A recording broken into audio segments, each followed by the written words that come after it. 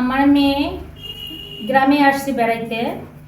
ওখান থেকে আসার পরে আমার মেয়েকে 1 নম্বর আসামি নাহিদ, 2 নম্বর আসামি সাইফুল আমার মেয়েকে নিয়ে যায় একটা বিলে নিয়ে আমার মেয়েকে ওখানে জোরপূর্বক ধর্ষণ করার পরে তারপর আমার মেয়েকে নিয়ে আসে ভাটারা।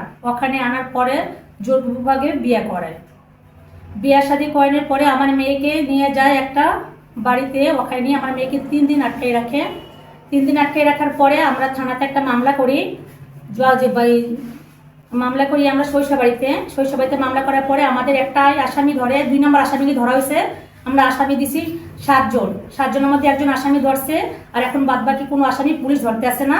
আসামিগুলি সামনে ঘুরে বেড়াইতেছে, অথচ পুলিশ এর কোনো পদক্ষেপ নিতে আসে না। সরকারি মহোদয়ের কাছে আমার আকুল আবেদন, আমার যত তাড়াতাড়ি হোক আমার এই আসামিকে তারা ধরে।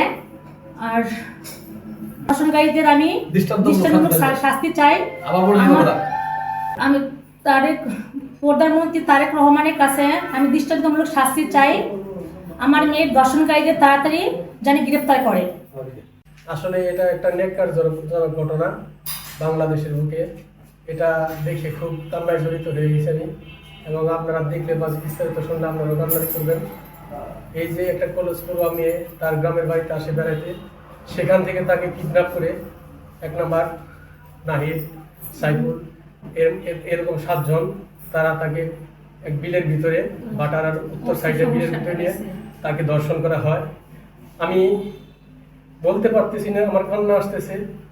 সো আমি মাননীয় প্রধানমন্ত্রী তারেক রহমান স্যারের কাছে আকুল আবেদন করব, এবং মন্ত্রী মহোদয় এবং পুলিশ প্রশাসন এবং এলাকার মুরব্বী, চেয়ারম্যান, মেম্বার, ওয়ার্ড প্রতিনিধি যারা আছেন তাদের কাছে আমার আকুল আবেদন, এই ধর্ষণকারীদেরকে যেন এই বাংলার বুকে তাদেরকে দৃষ্টান্তমূলক শাস্তি দিয়ে এই বাংলার বুকে তাদেরকে দেখানো হয়, এবং এই রকম কাজকর্ম যেন আর কেউ না করতে পারে।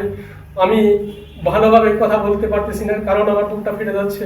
কারণ এই মেয়ে, কলেজ পড়ুয়া মেয়ে, তারা জাতির ভবিষ্যৎ, তারা স্টুডেন্ট, তারা লেখাপড়া করবে, তারা দেশের ভবিষ্যৎ করবে।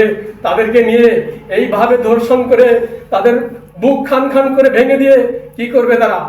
আবার আমি বলতেছি বারবার আমাদের মাননীয় প্রধানমন্ত্রী তারেক রহমান স্যারের কাছে যে এই ধর্ষিতা যেন ভালো একটা বিচার পায়, ধর্ষণকারীদের যেন দৃষ্টান্তমূলক শাস্তি দেওয়া হয় বাংলার বুকে। আমি এই বলে শেষ করছি। আবারও আমি বলছি তারেক রহমান স্যারের কাছে, দেশমন্ত্রী আপনি এই বিষয়টা দেখবেন, আকুল আবেদন, এবং এই ধর্ষিতার মুখে যেন হাসি ফুটে, তার পরিবার যেন এই বাংলার বুকে বুক ফুলিয়ে হাঁটতে পারে, এমন ধর্ষিত জানি আর কোনো করে না হয়। এটাই আমার আকুল আবেদন। আবারও বলছি,